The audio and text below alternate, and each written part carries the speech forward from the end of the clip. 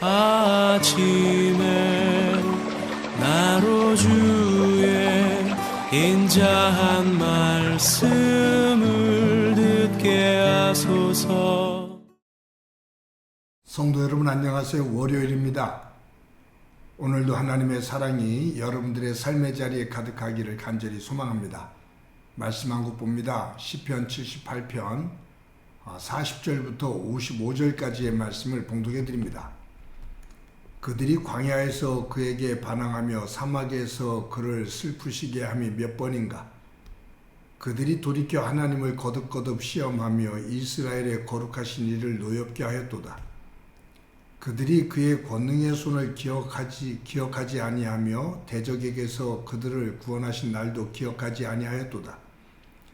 그때 하나님이 애굽에서 그의 표적들을 소환들에서 그의 징조들을 나타내사 그들의 강과 시내를 피로 변하여 그들로 마실 수 없게 하시며 쇠파리 떼를 그들에게 보내어 그들을 물게 하시고 개구리를 보내어 해하게 하셨으며 그들의 토산물을 황충에게 주셨고 그들이 수고한 것을 메뚜기에게 주셨으며 그들의 포도나무를 우박으로 그들의 뽕나무를 서리로 죽이셨으며 그들의 가축을 우박에 그들의 양떼를 번갯불에 넘기셨으며 그의 맹렬한 노여움과 진노와 분노와 고난 곧 재앙의 천사들을 그들에게 내려보내셨으며 그는 진노로 길을 닦으사 그들의 목숨이 죽음을 면하지 못하게 하시고 그들의 생명을 전염병에 붙이셨으며 애굽에서 모든 장자 곧 함의 장막에 있는 그들의 기러기에 처음 것을 치셨으나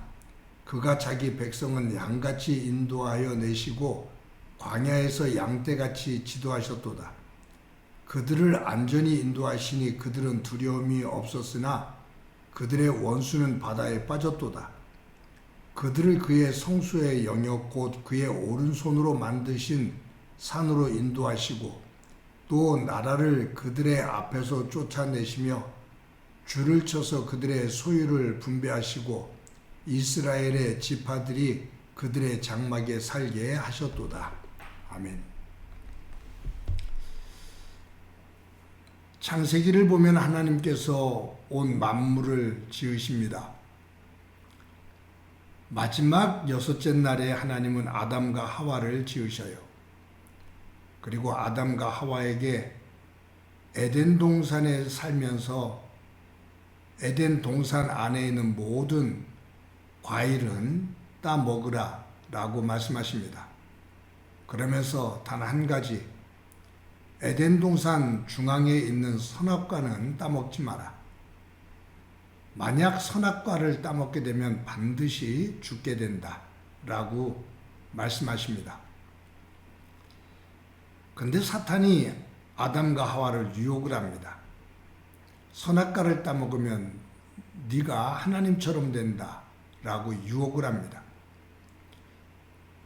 하나님처럼 되고 싶어하는 그러한 교만이 싹트기 시작하면서 아담과 하와가 선악과를 따먹게 됩니다. 결국 하나님의 말씀에 불순종해서 죄를 짓고 하나님의 말씀이 온전히 이루어지고 있는 그 에덴 동산에서 살 수가 없게 됩니다. 불순종한 아담과 하와를 하나님은 에덴에서 추방시키십니다. 그것이 곧 멸망, 죽음이죠. 그런데 하나님은 아담과 하와를 에덴 동산에서 추방시키시면서 짐승을 잡아 그 가죽으로 옷을 만들어 입혀 주십니다. 그리고는 하나님께서 어느 때가 되면 하나님께서 다시 구원해 주시겠다고 약속을 하십니다. 그 약속을 온전히 이루시는 것, 그것이 하나님 자신의 하나밖에 없는 아들 예수님을 아담의 후손인 온 인류의 죄값으로 십자가에 대속물로 죽이시고 그 피값으로 죄를 씻겨주십니다.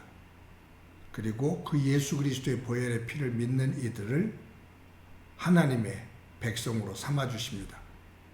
즉 다시 하나님 나라 에덴의 백성으로 품어주신다 그 말이에요. 하나님을 배반하고 하나님처럼 되려는 욕심, 욕망에 하나님의 등에 칼을 꽂는 아담과 하와, 그의 후손인 인류, 그들의 죄를 다시 씻기시면서 그 값으로 아들 예수님을 내어놓으시는 하나님.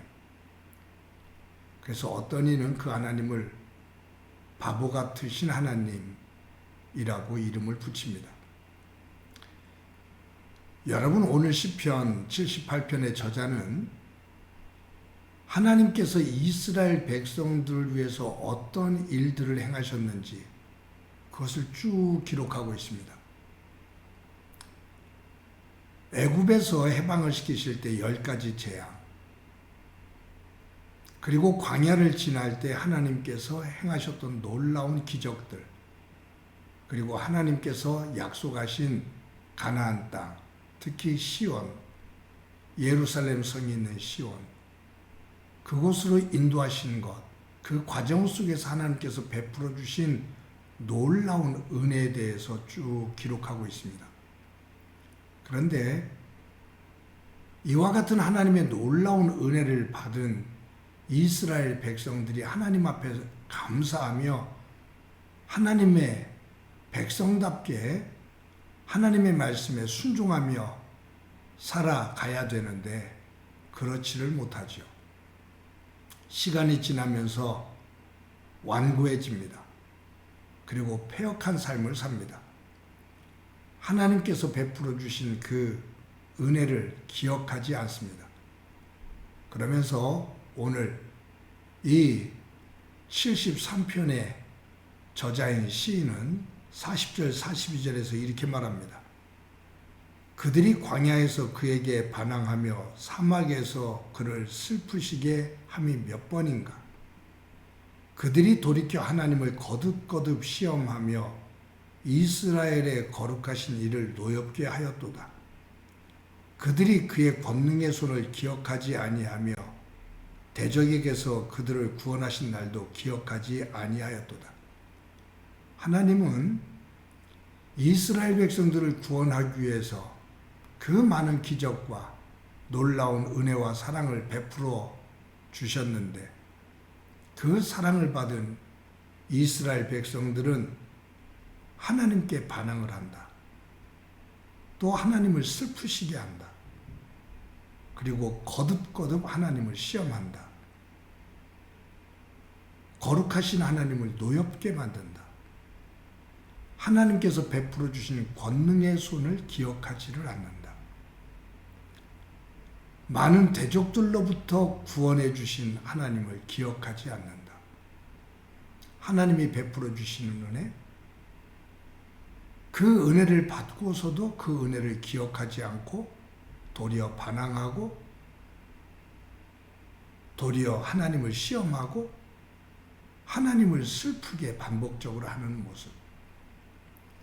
그런데 이러한 사랑을 받았음에도 불구하고 이스라엘 백성들은 그것을 잊고 하나님 앞에서 완고한 삶으로, 패역한 삶으로 드러납니다. 그런데 이렇게 완고하고 패역한 이스라엘 백성들의 모습을 보셨음에도 불구하고 하나님은 그러한 가운데서도 그들을 다시 구원하기 위해 하나님은 또다시 역사하십니다. 하나님의 은혜를 받았음에도 불구하고 반항하고 하나님을 슬프게 하는 이스라엘 백성들.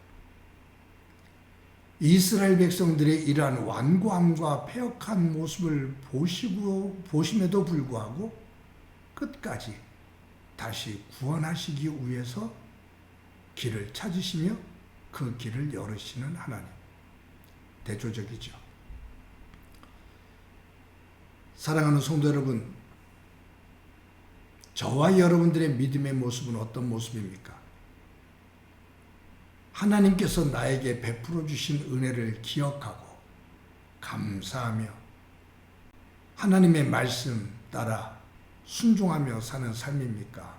아니면 그 은혜를 받았을 때는 순간적으로 감사하면서도 쉽게 잊어버리고 기억하지 못하고 도리어 불평하고 원망하고 하나님을 시험하고 몇 번이나 반복해서 하나님을 슬프게 하는 그러한 모습입니까? 저와 여러분이 하나님의 은혜를 기억하고 하나님의 백성답게 살아갈 수 있는 믿음이 되어지고 그 위에 하나님의 은혜가 충만하기를 하나님의 기쁨이 가득한 믿음의 삶이 되어지기를 간절히 소망합니다. 한번 기도합니다. 하나님 감사합니다. 오늘도 귀한 날 주신 것 감사합니다. 하나님께서 베풀어 주신 그 많은 은혜들을 쉽게 잊어버리고 도리어 불평하고 하나님을 슬프게 하는 우리의 믿음은 아닌지 돌아보며 어리석은 믿음의 자리에서 일어나 하나님으로부터 받은 은혜를 감사하며 주의 기쁨이 되어지는 삶을 살고 그 후에 주시는 하나님의 놀라운 은혜를 덧입는 복된 삶이 되도록 은총 베풀어 주옵소서. 오늘도 그 복의 길 걷게 하옵소서. 예수님의 이름으로 기도드립니다. 아멘.